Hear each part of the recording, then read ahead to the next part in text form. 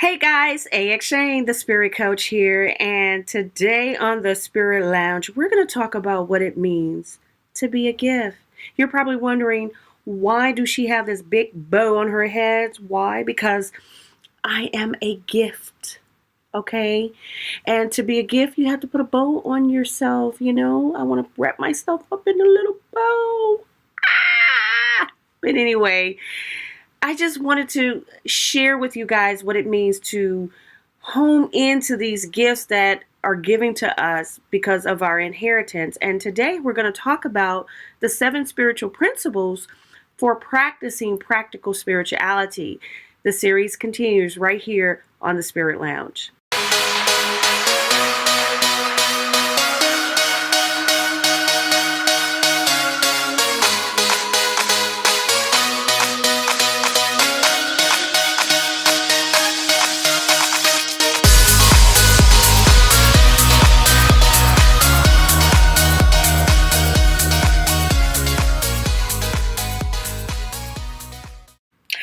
Welcome to the Spirit Lounge, where we are going to serve some of that good spirit juice. I'm Alycia Shane, the Spirit Coach, and today the spirit drink is the 7 spiritual principles to live by for practical spiritual living. Okay. The principles I am sharing with you in this video should be implemented in your spiritual practice on a daily basis. Each principle works hand in hand with the other principles, so applying them should not be difficult.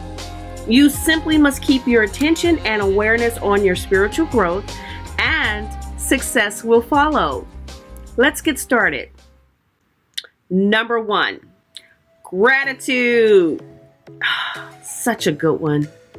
Gratitude is a soul shift.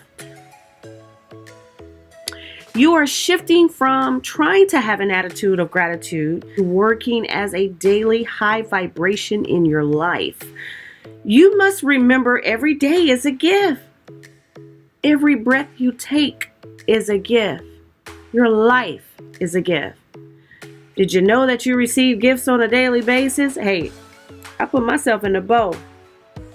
You probably was not aware of that, but I'm here to help you with it. You cannot take anything for granted. Gratitude is showing appreciation for all you receive and gratitude for the things that has not overcome you. Gratitude is a way of living when practicing practical spirituality. As one of the 7 principles, gratitude means nothing if we're not living it. You got to be the demonstration.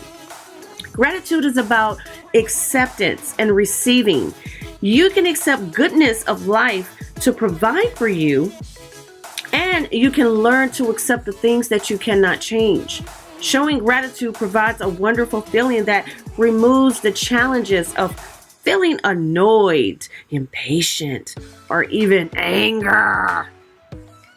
When you're more open to receiving, you will begin to feel the vibrations of your own heart. A sense of appreciation and an overall well-being will overcome you.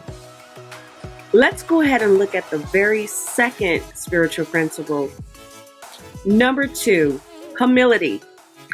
Humility may be one of the most misunderstood and underappreciated aspects of the human experience. Humility does not mean putting yourself below others or letting people walk all over you or acting as if you're inferior either. It really means to be neutral. Learn the art of letting go. There are times when we get puffed up, wanting to get one up on somebody, trying to prove we're better than others. Hey, it will only cause one to get drawn into their own egoic competition and mind games, not with others, but with themselves. The easiest way to reclaim your power, which is your energy, is by practicing humility, which will increase your own personal vibration and awareness and consciousness. We grow when we free ourselves from the need to feel bigger than others. I know I'm silly, guys, but that's just me. But listen, don't compare yourself to others. It's like comparing apples to oranges. They're both fruits, but each one has its own purpose and flavor. Your spiritual journey is designed for you based on the conditions and circumstances of your own awareness. Looking at others below you or placing yourself below others, neither idea for your spiritual practice and growth. The neutral way provides no defense for either side. In your humility, gratitude is also appreciated. In your humility, your power is reserved with care. That is your self-care. Number 3, optimism. I'll spare you the cliches about the glass being half empty, half full, because either way you look at it will result in expectation. We'll cover expectation in a minute. I like to think of optimism as something good or great will happen. This is the proactive state of the mind. Have you ever heard of the saying, things will turn out for the best if you make the best of the way things turn out? Exactly. It's a belief that many of the outcomes will work in our favor. And it's not wishful thinking either. It is an action of the mind to think right and positive. Instead of thinking about all of the things that can happen in error, we think and align our consciousness to the source and tap into the field of unlimited potential. And we prepare ourselves for achieving what we want in our favor. This is another principle for the law of attraction. Positive thinking is about doing. You must actually do the work by placing your mind and actions on the positive outcome. We cannot control all contingencies. I'm very much aware of that. But we can adapt our actions to our reality as it unfolds to us. The unfolding is the magic. Number 4, generosity. One of the best attitudes a person can have for crankiness, bitterness, resentment, loss of purpose, and self-pity is the attitude that flows into generosity.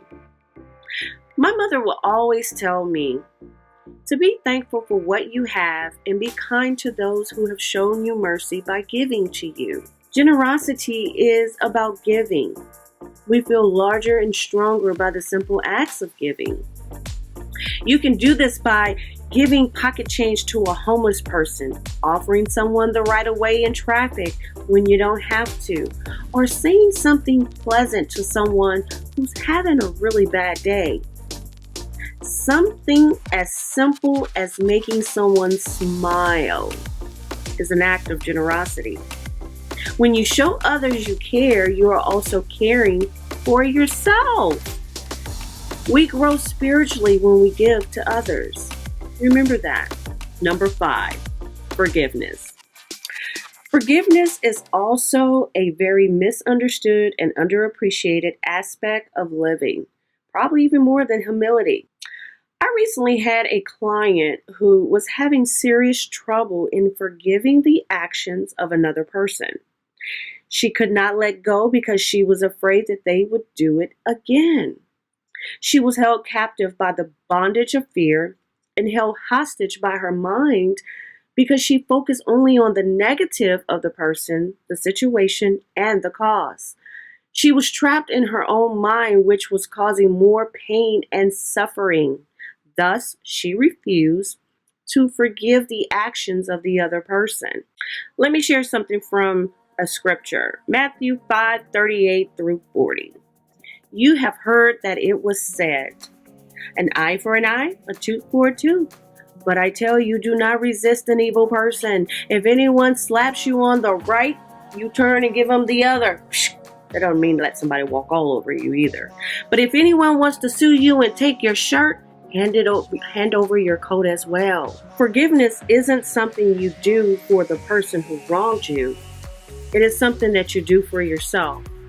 Forgiveness is a process, not just a single action. It allows you to focus on the reflections of your own heart. So when you cross your arms, you are crossing out your own unlimited possibilities. You are crossing out the truth of your own self. So when you hold on to resentment, anger, you are creating discord also in your physical body. Remember, what you think also translates to the body. Number 6, intention. Why do people seem to be stuck in second gear? Because they are placing their attention on things currently not relevant to their actual goal. I did it. Boy, did I do it. The principle of intention means determination to act in a certain way or what one intends to do or bring about. It means realizing that choosing something as a focus of your energy and not choosing other things.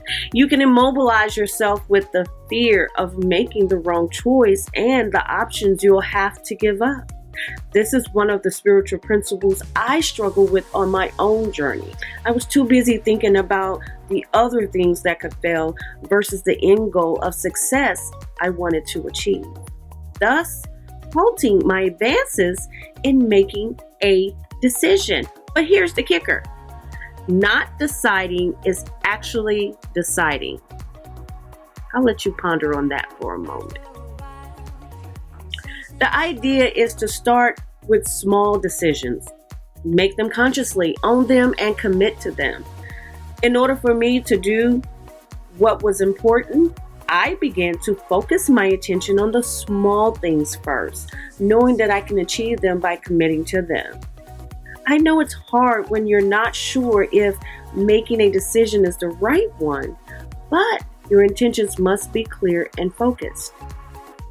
I knew I wanted to produce these videos like this one, and I wanted to do my workshop and classes and get my retreats off the ground, but I wasn't properly focused on the correct intention for success. So I realigned my intention. I began to focus on simply completing the task of recording these videos, writing my script notes, and editing. I stopped placing my attention on the workshop and classes, and I'm not going to worry about the retreats right now because I know that when the time comes for me to focus my energy on those things, my intentions will manifest those areas in due time. Baby steps, Alycia. Baby steps. Intention is also the main ingredient for the law of attraction. When you live with intention, you are adding purpose to everything you do, which will ensure the life and outcome you desire. Learn to appreciate that things will work out fine. This is the principle of optimism. Keep focus on your attention and energy and the things that really count in your life.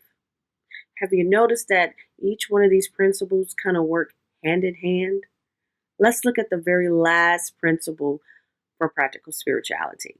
Number 7, expectation. So what do you expect in your life?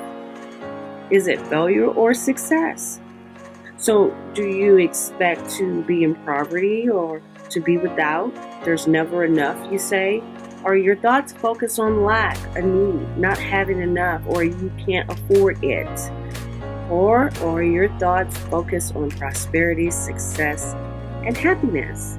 According to the experts in positive psychology, there is no success or failure in life. We get what we are programmed for.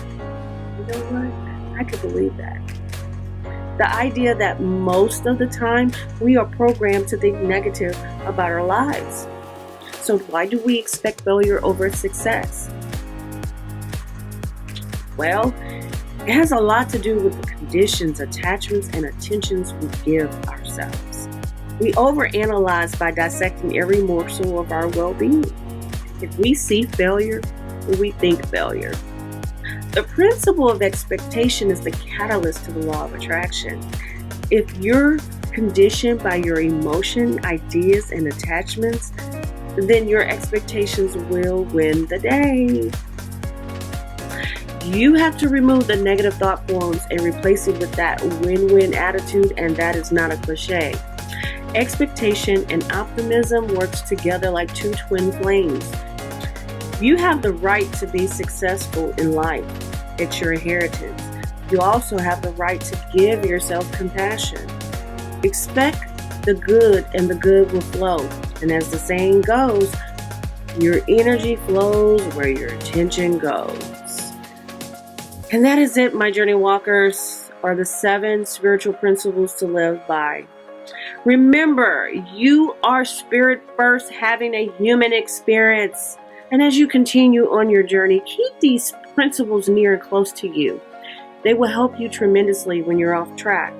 Show gratitude for all you've received, including those things that you don't want to receive. Show humility when things go awkward by learning the art of letting go. Practice the art of being optimistic in everything you do. Always look at the positive versus the negative, and do not allow negative thinking to consume you. Be positive and practice positivity in the form of generosity by giving to others. When you give, you also receive. Learn to forgive. This is how we grow and expand. And always remember your intentions. Every choice you make has an outcome. When you are focused on the goal and set the intention of the outcome, know that you are guided by your spiritual source. Your spiritual journey will be one of expectation. Why? Because you are coming into that conscious awareness that you have not failed. You just simply needed a better strategy. I'm Alycia Shane, the Spirit Coach. We are on the journey to self-discovery, self-love, and self-realization. Until next time, stay well, stay awake.